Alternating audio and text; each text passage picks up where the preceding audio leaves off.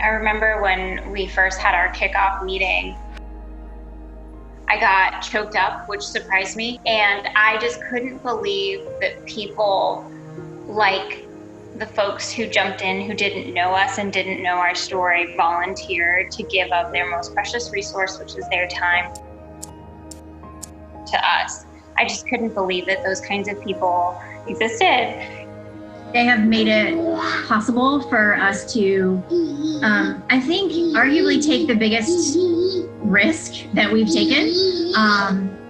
Jumping in the deep water, not knowing what to expect. I don't think that we would have felt courageous enough to follow that call if it wasn't for our care community. So we're really appreciative of that. And again, there's just not words to express.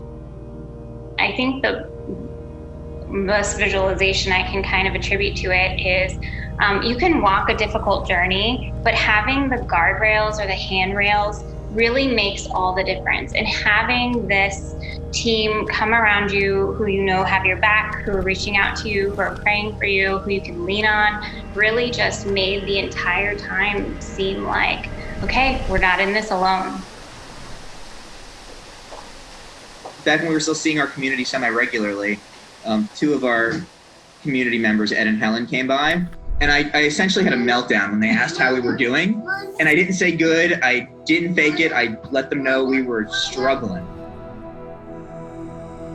I don't know if it was the next day or the day after, but within what seemed like hours, we had texts from a couple of members of our community saying, "Let us help you, please." Yeah, so just their willingness to pour support and love into us when we were really struggling was super appreciated. Oh man, those little text messages, like those cheerleader text messages, were everything. Someone in our care community wanted us to know that they were cheering for us and praying for us, and you were like, yes, I need this today. So we get a text like, hey, what do you want for dinner today? And we're like, oh yeah, sweet, we got a meal coming. So just those little things would just kind of pump you up in the middle of the day or something, or the night before, whatever. We got that, and it's really cool. This isn't small, this is huge. Most of our flows come from our care community. We can't overstate how valuable that's been. I would say that there are little things that you can do that, don't even necessarily take a lot of time or effort, but they make a really, really big difference. And to any one person who does one of these things, it's small, but we're the recipient of the aggregation of all of them, and it's just tremendous. It makes this sustainable. Yeah.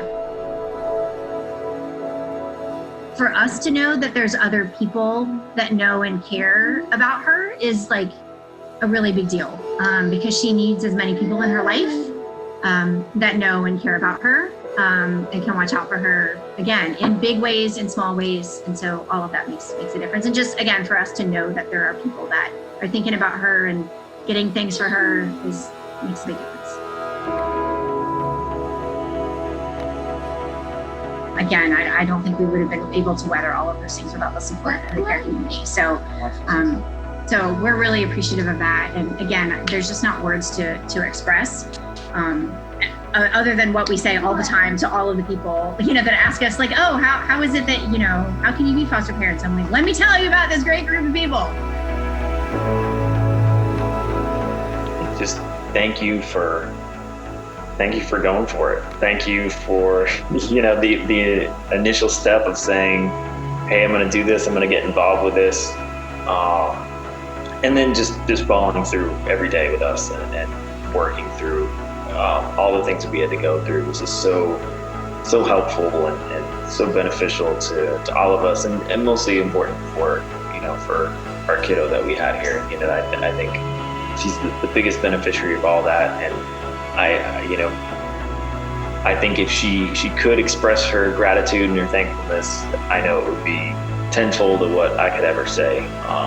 But it was amazing that they did that, and they were behind us and supported us the whole way.